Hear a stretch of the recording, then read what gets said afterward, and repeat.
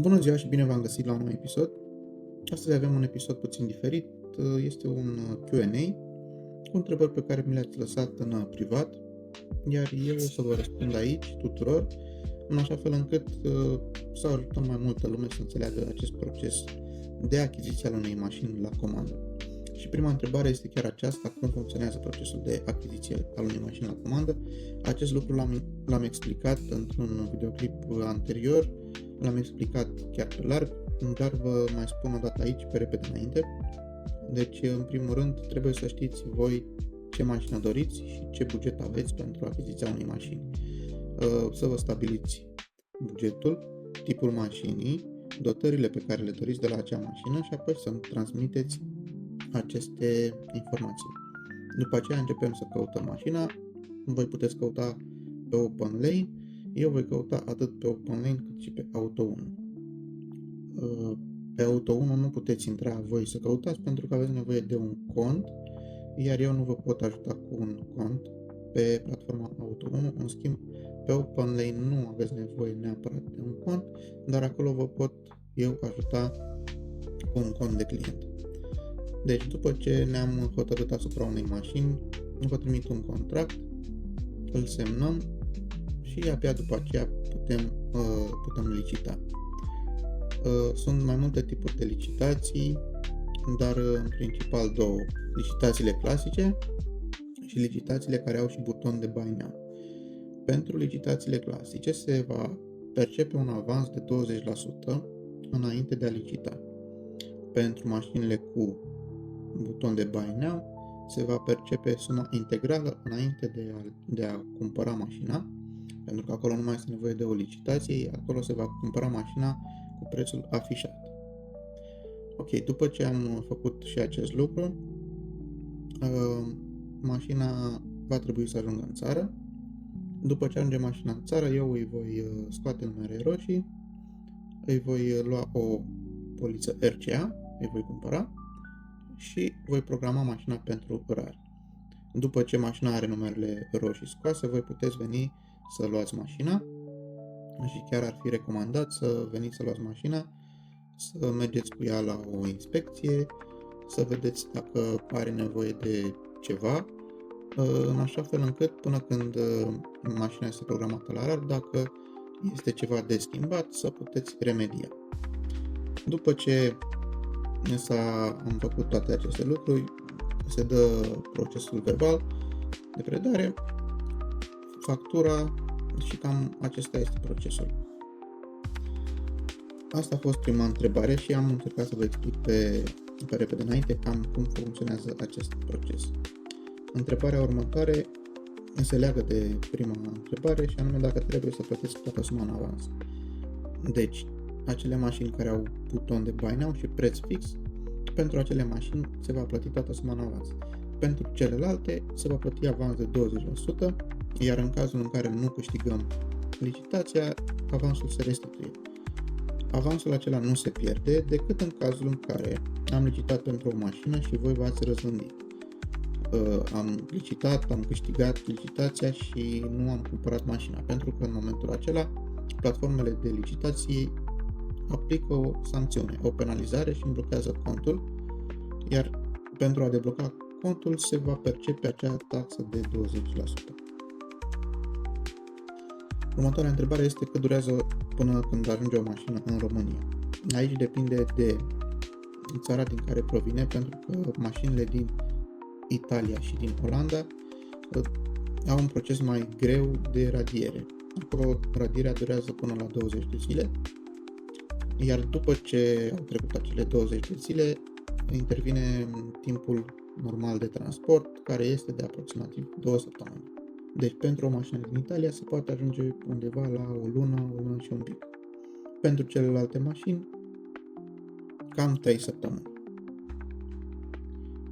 Următoarea întrebare este dacă pot să aleg eu o mașină, dacă pot să caut eu.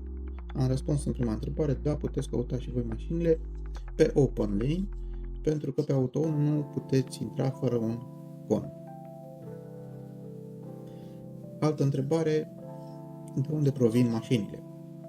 Adică țări și sursele. mare parte mașinile provin de la firme de leasing, de la firme de rent-a-car, dar și de la persoane fizice. Ca țări, mașinile provin din toate țările Uniunii Europene, în special din Olanda, Belgia, Franța, Germania, Italia, Austria, dar și restul țărilor. Următoarea întrebare era despre comisionul meu. Cât este comisionul meu? Comisionul meu este un comision fix, indiferent de valoarea mașinii, și este de 350 de euro plus TVA. Următoarea întrebare. Dacă se poate negocia prețul mașinii? În acest tip de achiziție auto nu se poate negocia prețul mașinii pentru că este vorba de o licitație. Deci, la licitație, cine oferă mai mult, acela câștigă mașina. Următoarea întrebare este legată de TVA. Dacă trebuie să plătesc TVA și care este diferența între TVA-ul la marjă și TVA-ul normal. Pe scurt, da, se plătește TVA, dar cuantumul acestui TVA depinde de tipul de TVA, adică TVA la marjă sau TVA normal. Mașinile cu TVA la marjă, în principiu, au un TVA mai mic pentru că nu se plătește TVA la valoarea mașinii, ci doar la celelalte taxe. În schimb, la mașinile fără TVA, adică la mașinile cu TVA normal, se va plăti TVA la întreaga sumă, inclusiv la valoarea mașinii. Următoarea întrebare. Pot verifica istoricul mașinii și ai acces la raport car vertical? Istoricul mașinii se poate verifica. Dacă doriți să faceți un raport car vertical, este nevoie doar să-mi spuneți, să vă ofer seria de șasiu, dar aveți în vedere și faptul că atât OpenLane cât și Auto1 verifică mașinile destul de bine și orice daună este prezentată în raportul de pe site. Dar, da, se poate face și un raport car vertical, acela îl faceți voi singuri. Eu vă trimit doar seria de șasiu și de acolo vă descurcați. Următoarea întrebare, dacă mașina vine deja matriculată. Nu, mașina nu vine matriculată pentru că nu vine din România, mașinile sunt din Europa, iar matricularea trebuie să o facem noi aici. Următoarea întrebare este dacă pot să ridic mașina personal sau doar o livrez.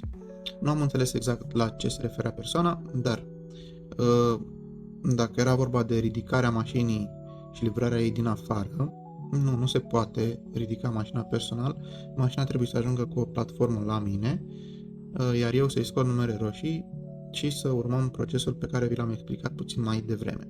Dacă este vorba de ridicare personală din țară, după ce mașina ajunge și are numere roșii, sigur că da, eu chiar vă încurajez să veniți să luați mașina ca să o verificați și voi cu un mecanic, dacă aveți un mecanic personal, sau să pur și simplu să vă bucurați de ea până când vine vremea inspecției RAR, pentru că o să dureze puțin și nu are rost să așteptați atâta timp când vă puteți folosi de mașină. Altă întrebare era dacă există riscul să pierd banii sau să-mi primesc mașina. Nu, acest risc nu există. Este un proces care se petrece cu firme înregistrate, deci nu este vorba despre un samsar sau așa mai departe. Se lucrează cu facturi, nu este genul de proces când te duci în târg și semnezi un contract în alb între neamț și tine și îți zice respectivul că hai că ți-aduc eu mașina. Nu, este un proces complet transparent care se desfășoară pe firmă cu facturi și totul legal. Altă întrebare ar fi fost ce se întâmplă dacă nu-mi place mașina după ce ajunge. Din păcate, acesta este un risc pe care trebuie să ți-l asumi, iar dacă mașina chiar nu îți place după ce ajunge la tine, poți oricând să o vinzi, ești liber să faci acest lucru. Ce acte semnezi și când? Am intrat puțin și în acest subiect mai devreme. În primul rând, în momentul în care începem colaborarea pentru a licita, va trebui să semnezi un contract. După aceea îți voi trimite și o anexă. La contract, în principiu, sunt câteva acte de semnat. Nu va exista un contract de vânzare, pentru că firma mea va emite o factură. Pe factură nu este nevoie de semnătură. Ultimul lucru pe care îl vom semna va fi procesul verbal de predare-primire.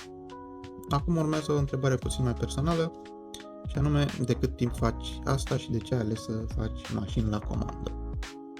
Sincer să fiu, sunt destul de nou, chiar foarte nou în acest domeniu, dar a fost un domeniu pe care l-am urmărit de mai mult timp și în care mi-am dorit să intru.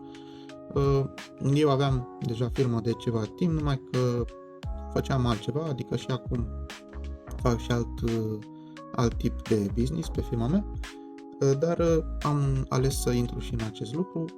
M-am documentat cât am putut de mult și încă mă documentez și am ales să fac acest lucru pentru că pur și simplu ultima mașină pe care mi-am cumpărat-o a fost de la un prieten care el făcea acest lucru și mi-a plăcut procesul și de aceea am ales să intru și eu în acest tip de afacere.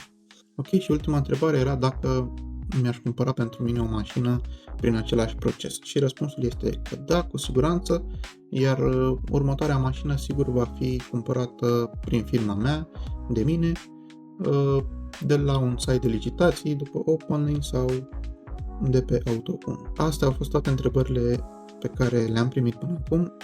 Mă bucur că mă urmăriți și vă încurajez în continuare să-mi lăsați mesaje. Asta a fost tot pentru azi. Până data viitoare, să auzim numai de bine. La revedere!